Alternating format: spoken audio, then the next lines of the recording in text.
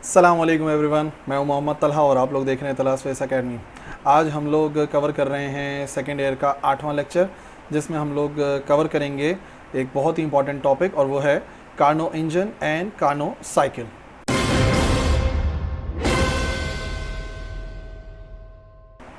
तो सबसे पहले नज़र डाल लेते हैं कि क्या है कार्नो इंजन। तो देखो, ये एक आइडियलाइज्ड इंजन है जो कि एक फ्रेंच साइंटिस्ट था सादी कार्नो, उसने इसको आइडियलाइज़ किया था कि किस तरीके से हम कन्वर्ट कर सकते हैं हीट को मैकेनिकल वर्क में। तो देखो, हीट को मैकेनिकल वर्क में कन्वर्ट किया जा सकता है, लास्ट लेक्चर में भी हमने कवर किया था, लेकिन सारी बात यह है कि किस तरीके से हीट को हम कंटिन्यूसली वर्क में कन्वर्ट कर सकते हैं। सारा मामला इसी चीज़ का है कि किस तरीके से कंटिन्यूसली हम हीट को वर्क में कन्वर्ट कर सकते हैं। तो उसका एक पहला जो आइडिया दिया था वो इसी फ्रेंच साइंटिस्ट ने दिया था, सादी कार्नो ने, और फिर उसने अपनी एक डिवाइस बनाई थी जो कि फ्री थी तमाम हीट लॉसेस से और तमाम फ्रिक्शनल लॉसेस से। लेकिन है क्या कार्नो इंजन, वो देख लो। कार्नो इंजन कंसिस्ट करता है एक सिलेंडर पर जिसमें एक आइडियल गैस फिल हुई है, और उसका जो पिस्टन है वो मूवेबल है लेकिन वो नॉन कंडक्टिंग है, ठीक है। और उसकी वॉल्स जो हैं वो भी इंसुलेटेड हैं, यानी कि नॉन कंडक्टिंग है। सिर्फ और सिर्फ जो उसका बॉटम है वही कंडक्टिंग है, यानी कि हीट अगर उस सिस्टम के अंदर जा सकती है या उस सिस्टम से रिलीज़ हो सकती है तो वो सिर्फ और सिर्फ मुमकिन है उसके बॉटम से।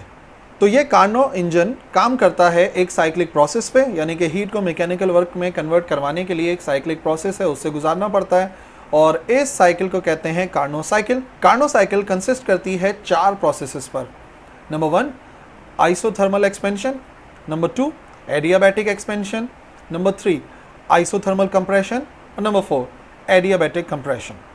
सबसे पहले हम कंसिडर कर लेते हैं एक सिस्टम है, यानी कि कार्नो इंजन है, उसको हम कंसिडर कर रहे हैं, जिस पर रखा हुआ जो एक्सटर्नल प्रेशर है वो P1 है, उसका वॉल्यूम V1 है, और फिलहाल जो टेम्परेचर है वो T1 है, ठीक है। और याद रखो, जो कंडक्टिंग है वो सिर्फ और सिर्फ उसका बॉटम है, बाकी जो वॉल्स हैं वो इंसुलेटेड हैं, तो उनको जो है वो ना तो वहाँ से हीट आ सकती है ना ही वहाँ से हीट जा सकती है।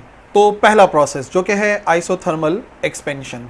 देखो, इस प्रोसेस के अंदर जैसा कि नाम सजेस्ट कर रहा है, आइसोथर्मल यानी कि सेम टेम्परेचर, और एक्सपेंशन यानी कि इंक्रीज होना वॉल्यूम का। तो इस प्रोसेस के अंदर हम टेम्परेचर को कांस्टेंट रखते हुए उस सिस्टम को एक्सपेंड करवाते हैं।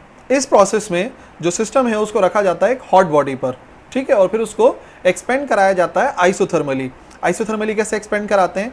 प्रेशर को आहिस्ता आहिस्ता आहिस्ता आहिस्ता हम रिलीज़ करते रहते हैं, ठीक है, और आहिस्ता आहिस्ता वो जो गैस है वो उस हॉट बॉडी से हीट को एब्जॉर्ब करती रहती है, और फिर वो मॉलिक्यूल्स एक्सपेंड करते रहते हैं, जो गैस है वो एक्सपेंड करती रहती है। तो नतीजे में होता यह है कि गैस का प्रेशर हमने कम किया, वॉल्यूम बढ़ गया, लेकिन इतना स्लो प्रोसेस होता है ये कि जो टेम्परेचर होता है वो कांस्टेंट रहता है, आहिस्ता आहिस्ता जैसे जैसे वर्क डन होता रहता है उस सिस्टम से हीट को एब्जॉर्ब करता रहता है। तो कंसिडर कर लेते हैं कि इस सिस्टम के इस प्रोसेस के अंदर जो हीट एब्जॉर्ब हो रही है उस सिस्टम से वो है Q1। तो जहाँ से हमने प्रोसेस को स्टार्ट किया था वो था प्रेशर P1, वॉल्यूम V1 और टेम्परेचर T1, और प्रोसेस जब एंड हुआ तो प्रेशर हो गया P2, वॉल्यूम हो गया V2 और टेम्परेचर रहा कांस्टेंट जो कि है T1। सेकेंड प्रोसेस है एडियाबैटिक एक्सपेंशन।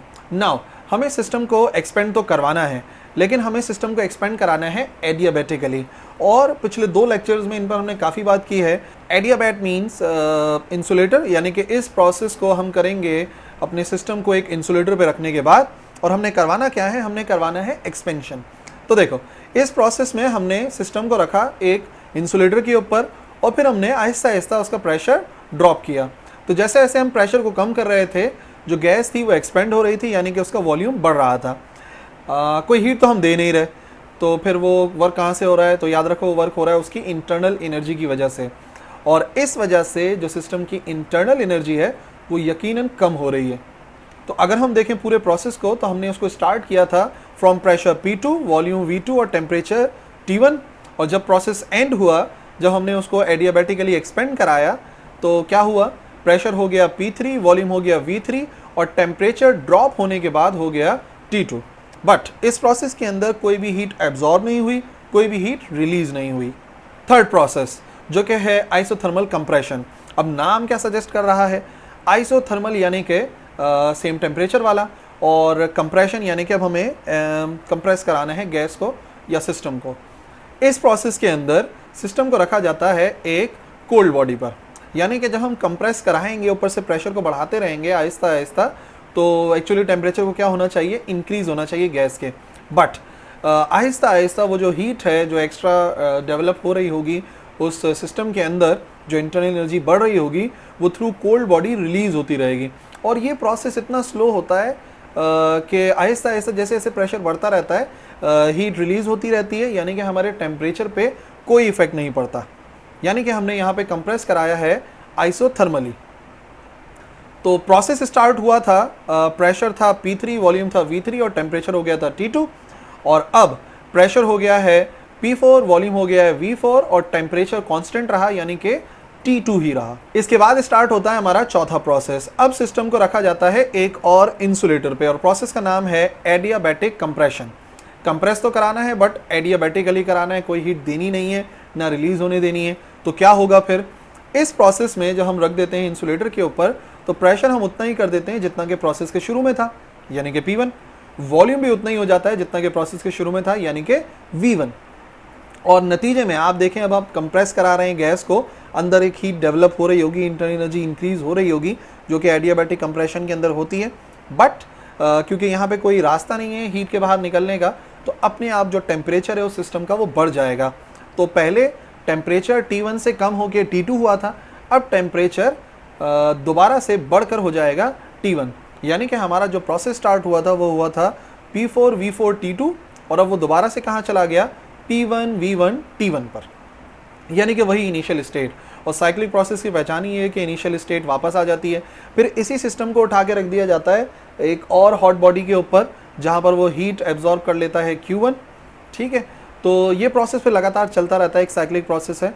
तो कंटिन्यूसली अब अगर आप ऑब्जर्व करो कि जो पिस्टन की मूवमेंट है वो किस तरह से हो रही है, अगर ये स्टार्टिंग पोजीशन थी आपके आइसोथर्मल एक्सपेंशन की, तो एक्सपेंशन में यहाँ तक आ गया, फिर एडियाबैटिक एक्सपेंशन में यहाँ तक चला गया, फिर आइसोथर्मल कंप्रेशन और फिर एडियाबैटिक कंप्रेशन।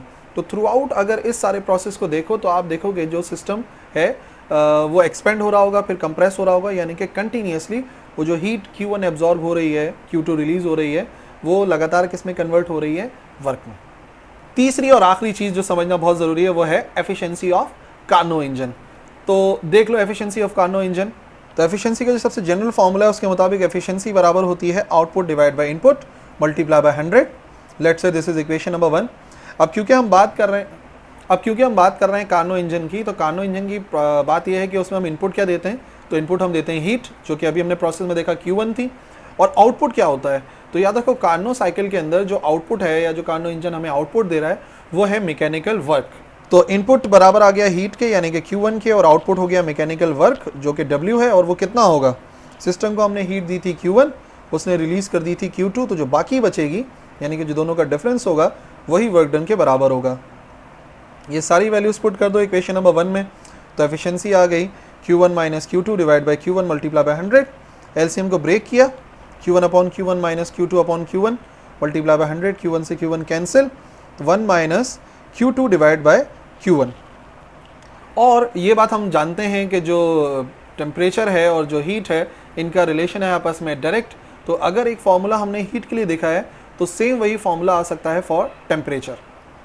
एफिशिएंसी बराबर आ सकती है 1 minus T2 divide by T1 multiply by 100, जबकि T1 क्या है, टेम्परेचर ऑफ सोर्स, और T2 क्या है, टेम्परेचर ऑफ सिंक।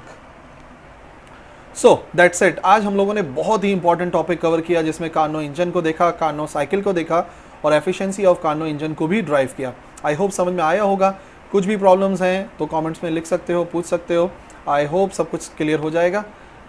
आज के लिए काफ़ी है इतना, अगले लेक्चर में मिलेंगे। अल्लाह हाफिज़।